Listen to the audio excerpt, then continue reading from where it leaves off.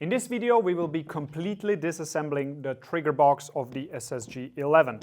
If you want to fast forward, one screw, second screw, and third screw here in the back, and you are able to get to the trigger box, or you can watch the other disassembly video. There you will see it in more detail. All right, to release the trigger box, we need to unscrew one screw and a second screw in the back. And at this point, we can lift them up, and we set the upper aside because that is part of a different video. And now we will be focusing on the trigger box itself. Now, once we get the trigger box in front of us, we will see 1, 2, 3, 4 bigger screws and one screw that is holding the safety.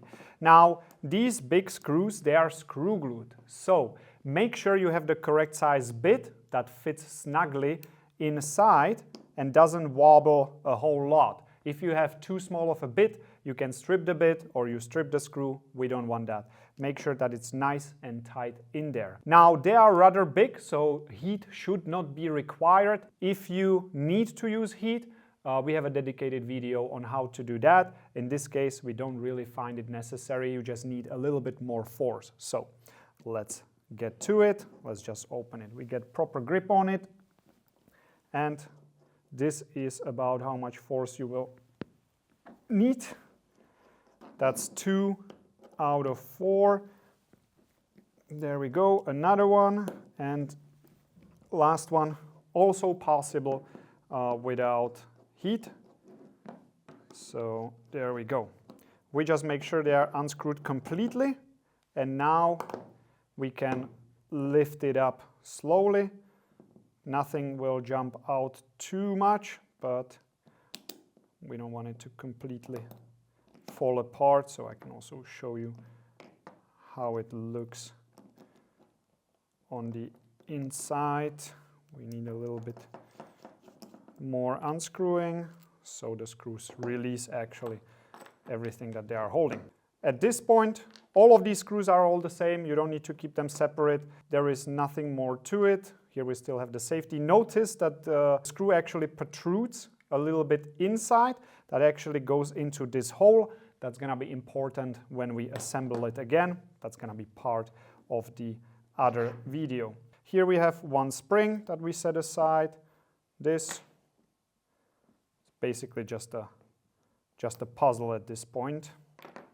We can just take everything out. Notice where we have the shims. So here we have a shim on the pin. Here we have a shim on the trigger to not have any friction. Just keep track of it. Here we have another pin. And on the other side, we just have this clicky mechanism spring that we can also remove. But before we do that, I'm actually gonna wipe it because there is a bit of loop on there. I don't want to have it everywhere. Now we will need a Phillips head screwdriver so we can disassemble this.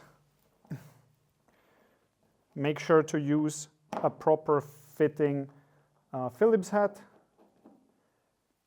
This is how it looks underneath that. You should never really need to do this, but since this is a complete disassembly, we will. 2 screws out. They are actually screw glued. I can see screw glue residue, so use a proper size bit so you don't strip it. Here we have a little shim, and this spring, we will pop it out.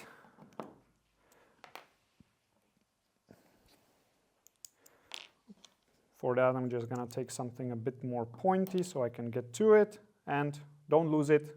It does jump out. And also, while we are at it, we can also remove the safety. So let's do that real quick.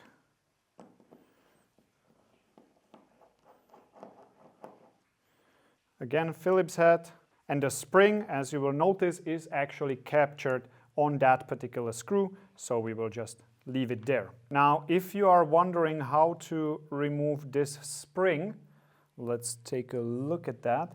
When we look at the inside, there is actually, it's a hook.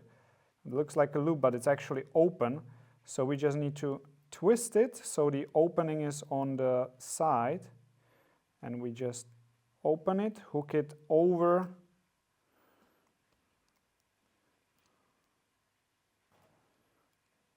We hook it over the black part, like so, and now we can unhook it. Now the same would go for the bottom part.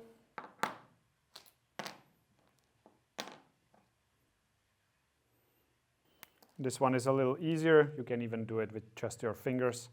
So that's how you remove the spring.